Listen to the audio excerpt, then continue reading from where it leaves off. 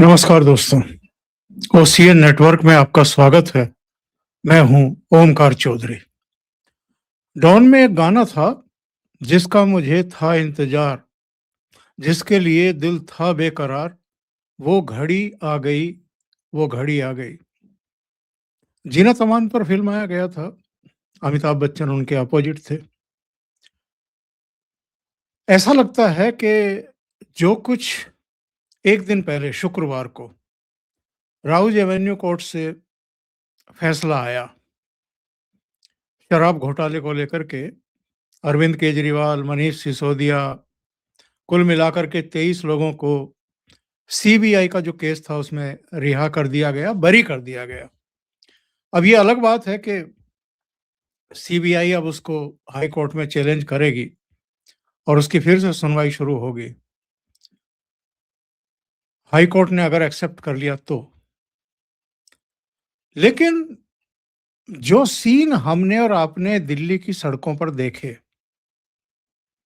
और करीब करीब एक सवा साल बाद अरविंद केजरीवाल को जिस तरह फिर से प्रधानमंत्री नरेंद्र मोदी पर चीखते चिल्लाते हुए, झल्लाहट निकालते हुए देखा है, और खास तौर से ये जो लुटियन मीडिया है, जो सो कॉल्ड मेन स्ट्रीम का मीडिया है, इसको लाइव कवरेज करते हुए दिखाया गया है अरविंद केजरीवाल की। उससे ऐसा लगता है कि जिस घड़ी का अरविंद केजरीवाल को भी इंतजार था, दिल्ली के लुटियन मीडिया को भी इंतजार था, और संभवतः कुछ और चेहरों को भी, तो वो घड़ी आ गई है। और ये बात मैं इसलिए कह रहा हूं क्योंकि टफ कंपटीशन होने वाला है प्रधानमंत्री नरेंद्र मोदी को कोसने और उनको गालियां देने, उनके सिर पर अपनी नाकामियों का ठीकरा फोड़ने के लिए। राहुल गांधी का तो आप देखते ही हैं भाई। जो आदमी अपनी पार्टी की लगभग लुटिया डुबो चुका हो, जिसके माथे पर असफल नेता का, नासमझ नेता का, अपरिपक्व नेता का, और अब तो देश विरोधी नेता का भी ठप्पा लगा हुआ है, वो अपनी जो प्रासंगिकता है पार्टी में, अपने परिवार की जो प्रासंगिकता है, उसको बनाए रखने के लिए जितने हो सकता है छल, प्रपंच, पाखंड, झूठ सब बोल रहे हैं। सब। कभी ईवीएम खराब, कभी मतदाता सूची खराब, कभी एसआईआर खराब, कभी चुनाव आयोग खराब, और इस देश का प्रधानमंत्री तो खराब है ही। वो चाहे हिंडनबर्ग की रिपोर्ट का सहारा ले, चाहे अडानी अंबानी का राग अलापना हो, अमेरिका से डील हो रही थी, नहीं हो रही थी, तो भी नरेंद्र मोदी की गलती। हो रही है, होने वाली है, तो भी नरेंद्र मोदी ने देश को बेच दिया। कहने का आशय ये है कि जनता आपसे मुंह फेर चुकी है। जनता को आप पसंद नहीं है, आपका नेतृत्व, आपका विजन पसंद नहीं है। लेकिन निशाने पर कौन है? प्रधानमंत्री नरेंद्र मोदी। सबको खुली आंखों से दिखाई दे रहा है कि देश में किस तरह के परिवर्तन हो रहे हैं। लेकिन उनकी नजर में, राहुल गांधी की नजर में, और उनके जो प्रवक्ता हैं उनकी नजर में, देश तो बर्बाद हो चुका है, अर्थव्यवस्था बर्बाद हो चुकी है, सेना भी नियस्त्र हो चुकी है। सारी खराबियां इसी दौर में। और जब मनमोहन सिंह प्रधानमंत्री थे तो सब कुछ बढ़िया ही बढ़िया चल रहा था। दूसरा चेहरा ममता बनर्जी, 15 साल से मुख्यमंत्री हैं। 2011 में वामपंथियों को हटा करके मुख्यमंत्री बनी थी। माँ माटी मानुष का नारा दिया था। नंदीग्राम और सिंगूर और तमाम मुद्दे उठा करके उन्होंने लोगों की भावनाओं को कैश किया था एक तरीके से। और उसके बाद जो तौर तरीके सत्ता में बने रहने के वाम दलों ने अपनाए थे, लगभग वही तौर तरीके ममता बनर्जी ने भी अपनाए। विरोधियों को खत्म करना,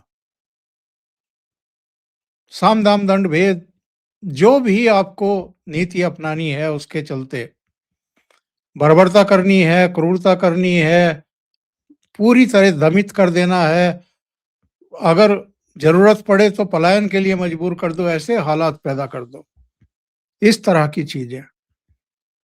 वो ममता बनर्जी जो 15 साल से मुख्यमंत्री हैं, उनको अब लग रहा है कि ये जो एसआईआर कराया है चुनाव आयोग ने, और अकेले कोई पश्चिम बंगाल में नहीं हुआ है, उससे पहले बिहार में हो चुका है, और पश्चिम बंगाल के अलावा भी 11 राज्यों में, और अब जो बाकी के राज्य बचे हुए थे उनमें अब शुरू हो जाएगा, अप्रैल में शुरू हो जाएगा, यानी पूरे देश में ही होना है।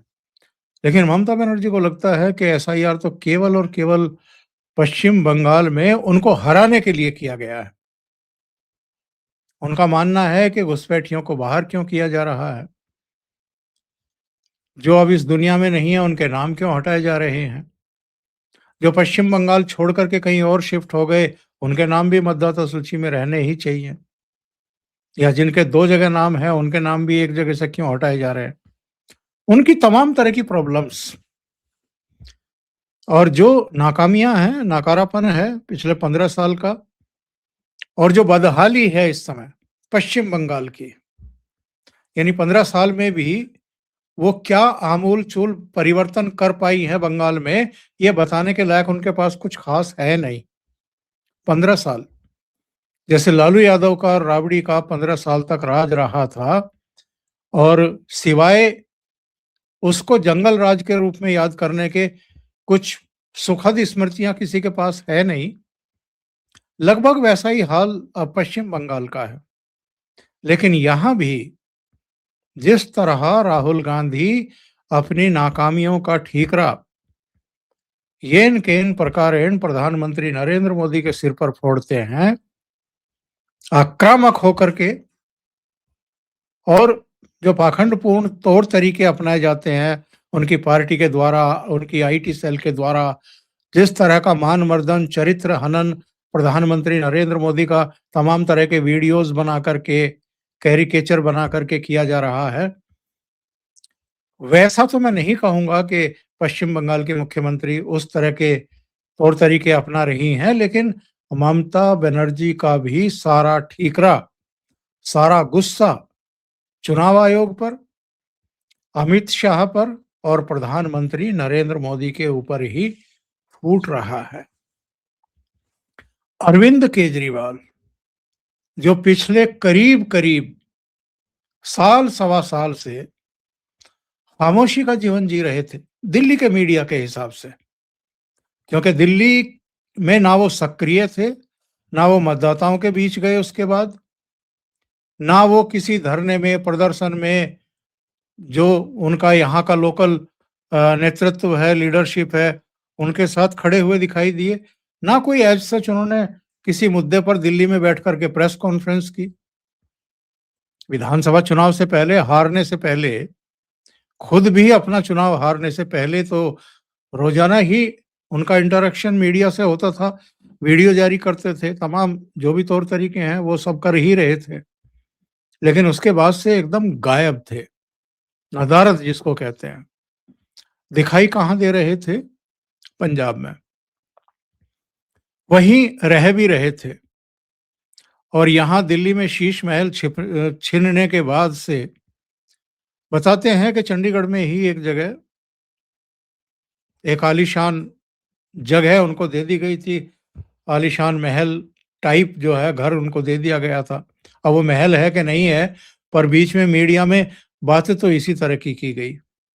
लेकिन वहाँ तो अपनी सरकार है, पंजाब में, और चंडीगढ़ में हरियाणा सरकार के लिए भी और पंजाब सरकार के लिए भी, जो यूटी का जो शासन प्रशासन है उसके लिए भी बहुत सारे भवन हैं, बहुत सारी जगहें हैं। उनको स्थान दिए गए हैं अपने-अपने भवन बनाने के लिए, अपने मंत्रियों के लिए, मुख्यमंत्री के लिए, तमाम जो उनके सेक्रेटेरिएट में काम करते हैं नौकरशाह उनके लिए। तो वो वहाँ पर अगर एक जगह पर काबिज हो गए और पंजाब में ही दिखाई दे रहे थे, तो इसका मतलब ये था कि उनके मन मस्तिष्क में 2027 का पंजाब का इलेक्शन था। तो वहाँ पर जो कुछ चल रहा था और वहाँ का जो मीडिया लोकल कवर कर रहा था, वो दिल्ली में और राष्ट्रीय स्तर पर तो एज़ सच उस तरीके से आता भी नहीं है। तो वो वहीं तक सीमित था। ज़्यादा से ज़्यादा पंजाब, चंडीगढ़ और हरियाणा, बस वहाँ तक सीमित था।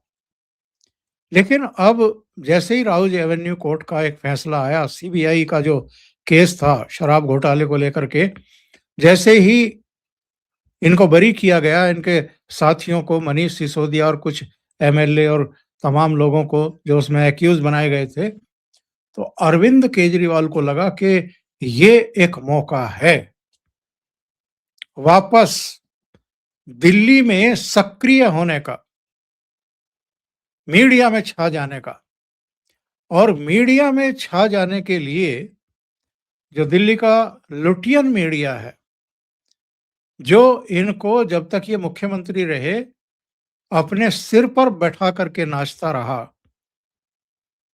और इस देश में राज्य हैं या नहीं हैं और मुख्यमंत्री हैं या नहीं हैं, वो मुख्यमंत्री भी कुछ काम कर रहे हैं कि नहीं कर रहे हैं, और सर जी ने तो कुछ किया नहीं सिवाय बिजली पानी फ्री देने के और बहुत ऊंची ऊंची बातें करने के कि हमने विश्व स्तरीय ये बना दिया, हमने सड़कें देखो कैसी चमका दी, हमने देखो यमुना में कितना काम किया, या कूड़े के पहाड़ हम अगले इतने सालों में इनको खत्म कर देंगे जी।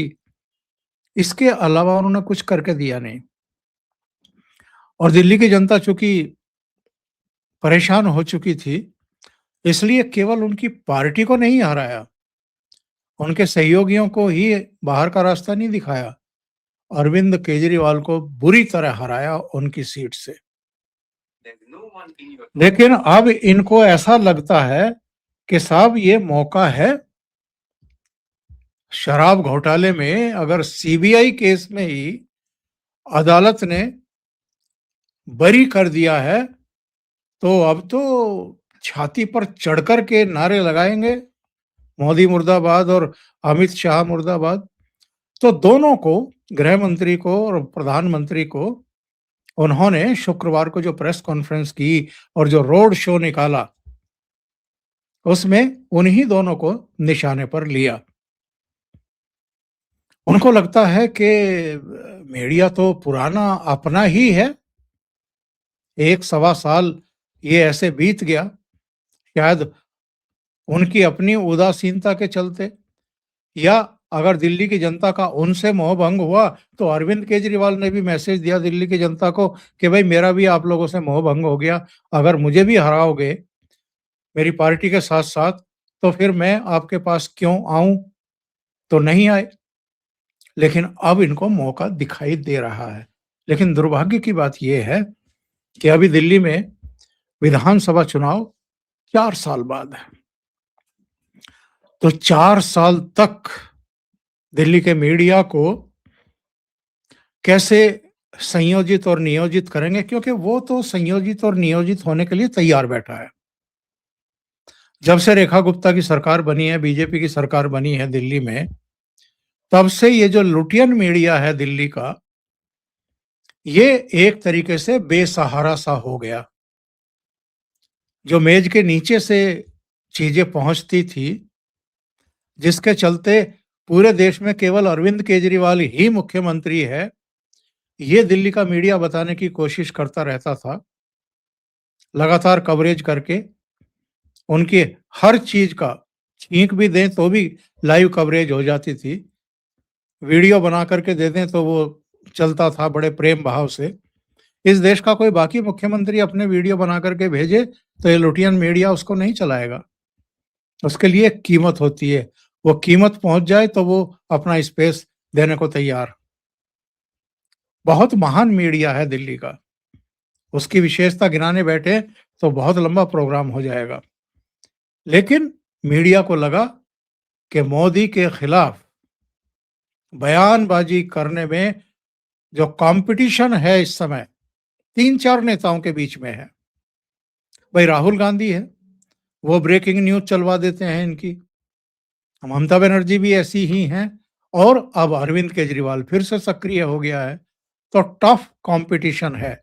एक चौथा आदमी भी है, लेकिन उस चौथे आदमी का संकट ये है कि वो गृह मंत्री और प्रधानमंत्री पर कम हमले करता है, योगी आदित्यनाथ पर ज्यादा हमले करता है और अपने को उत्तर प्रदेश की राजनीति तक सीमित रखे हुए हैं। अखिलेश यादव, जबान उनकी भी लगभग ऐसे ही है जैसे अरविंद केजरीवाल राहुल गांधी की है या ममता बनर्जी की है। तो हम कम ज्यादा, अब ये जो टफ कंपटीशन है नरेंद्र मोदी के खिलाफ बोलने वाले और जो दिल्ली का मीडिया है खास तौर से उसका स्पेस ऑक्यूपाई करने वाले, वो 4 नेता मैं मानता हूं। अब अरविंद केजरीवाल और राहुल गांधी में इसलिए टफ कंपटीशन है क्योंकि ये राहुल गांधी जानते हैं कि दिल्ली में इनका कुछ खास है नहीं। पिछले 6 चुनाव, 3 विधानसभा के 3 लोकसभा के, इनको दिल्ली में कुछ मिला नहीं। लेकिन जहां तक पंजाब का सवाल है, जहां आज राहुल गांधी एक किसान रैली करने के लिए पहुंच रहे हैं, जहां तक पंजाब का सवाल है तो पंजाब में तो मुकाबला अभी भी यही माना जा रहा है कि 2027 के शुरू में जो चुनाव होगा, कांग्रेस और आम आदमी पार्टी के बीच में ही चुनाव है। और देखिए अरविंद केजरीवाल कितने शाणे हैं, 2024 से ही उन्होंने 2027 के विधानसभा चुनाव की तैयारी शुरू कर दी थी पंजाब में और खुद भी वहां डेरा डाले पड़े थे। और वो तैयारी इस मायने में कि बाकी जगहों पर हरियाणा में भी, दिल्ली में भी, गुजरात में भी इन्होंने लोकसभा सीटों का एडजस्टमेंट किया कांग्रेस के साथ, लेकिन पंजाब में नहीं किया। पंजाब में इन्होंने कहा कि 13 की 13 सीटें हम ही लड़ेंगे, यहां हम कांग्रेस के साथ गठबंधन नहीं करेंगे, समझबूझ कायम नहीं करेंगे। ये अलग बात है कि अरविंद केजरीवाल उतनी सीटें नहीं ले पाए जितनी कांग्रेस जीतने में वहां कामयाब हो गई। तो अरविंद केजरीवाल का और राहुल गांधी का पंजाब में भी मुकाबला है, लेकिन ये दोनों इस पक्ष में भी हैं कि मुकाबला इन दोनों के बीच में होना चाहिए। भारतीय जनता पार्टी या प्रधानमंत्री नरेंद्र मोदी या अमित शाह के पैर पंजाब की राजनीति में ये लगने नहीं देना चाहते।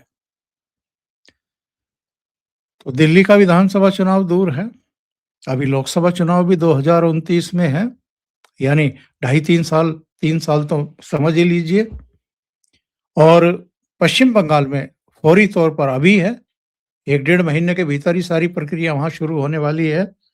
तो इन सारे राज्यों में और इन नेताओं के बीच में अब मीडिया में आपको एक टफ कंपटीशन देखने को मिलेगा प्रधानमंत्री नरेंद्र मोदी के खिलाफ।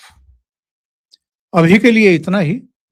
बहुत बहुत धन्यवाद। अगर आपको ये चैनल और इसके कंटेंट पसंद आ रहे हैं तो लाइक करें, कमेंट करें, वीडियो को शेयर भी करें।